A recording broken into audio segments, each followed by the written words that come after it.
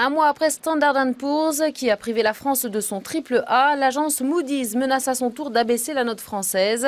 Pour que Paris conserve son triple A, l'agence de notation américaine prévient, le gouvernement français va devoir rapidement mettre en œuvre ses réformes économiques et budgétaires. La France est sur la sellette donc, mais on est loin de ce qui se passe en Grèce. Le pays est en proie à une contestation violente après des plans d'austérité à répétition. Le dernier, voté dimanche, fixe le SMIC à 586 € brut, en baisse de 22%, dur pour les salariés qui ont bien du mal à s'en sortir. Autour du Parlement d'Athènes, les stigmates toujours de la nuit d'émeute. Et la vie qui reprend lentement, les Grecs sont comme assommés. Ce café a entièrement brûlé. Celui d'à côté vient de rouvrir, c'est là que travaille Ilias. Comme tous les serveurs ici, il est payé au salaire minimum. Il va donc lui aussi perdre 22% sur sa prochaine paie. Il gagnerait 435 € net. Mon loyer est de 350 €. Donc il me reste 100 € pour vivre.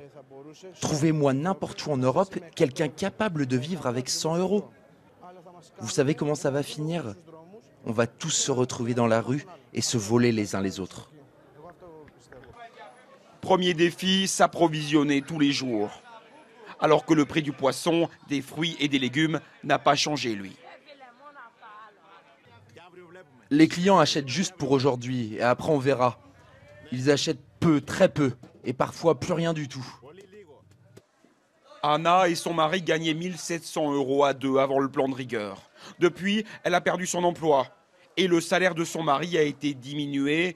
Il leur reste 750 € par mois pour toute la famille. La visite doit durer 4 jours. Une délégation du Conseil de sécurité des Nations Unies dirigée par l'ambassadrice américaine Susan Rice est arrivée ce lundi à Haïti. Une visite destinée notamment à évaluer les efforts de reconstruction réalisés sur l'île à la suite du puissant tremblement de terre de 2010. Vêtements, matériel médical, argent. 2 ans après ce séisme, les dons restent nombreux. Des associations tentent de les faire parvenir à Haïti. L'une d'entre elles est basée dans l'Eure en France et elle se heurte à un problème de taille. Elle n'arrive pas à trouver de camion pour tout emmener jusqu'au bateau.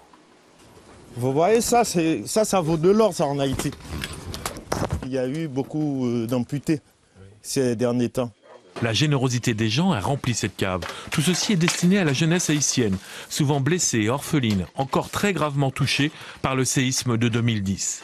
Mais collecter tout cela n'est pas le plus difficile, il faut l'expédier maintenant.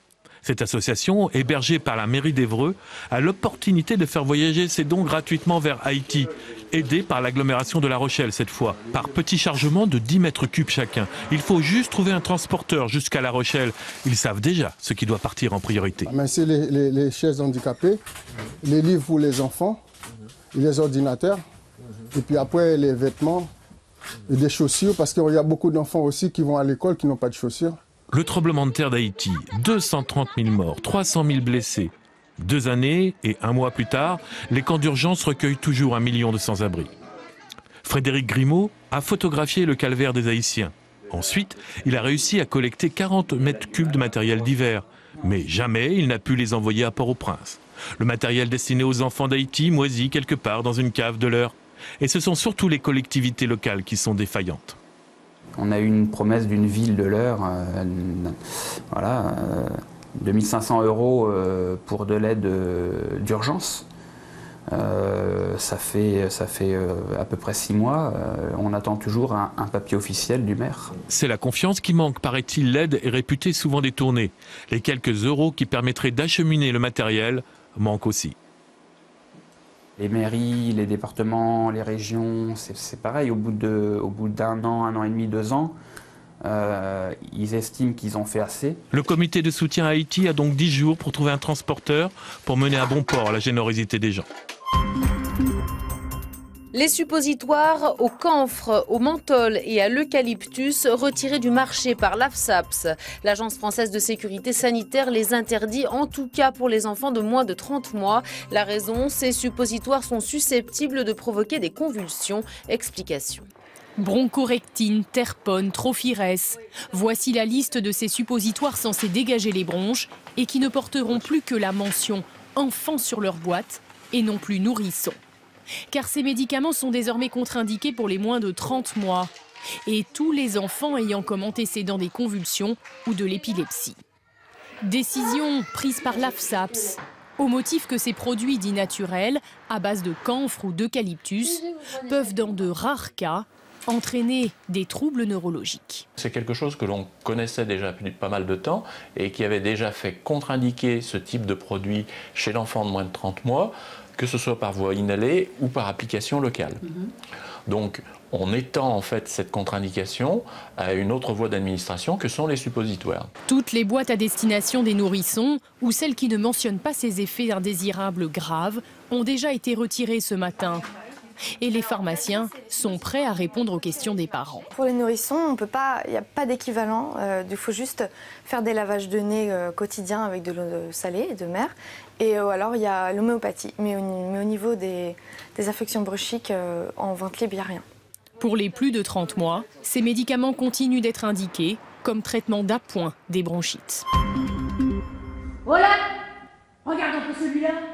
Ma merde alors, un nègre. C'est le premier que je vois. Ce noir, c'est Chocolat, ancien esclave en Amérique, devenu clown libre en Europe au début du XXe siècle. Il sera le premier noir à se produire en France et contribuera à changer les mentalités dans un pays qui n'a jamais vu d'homme de couleur.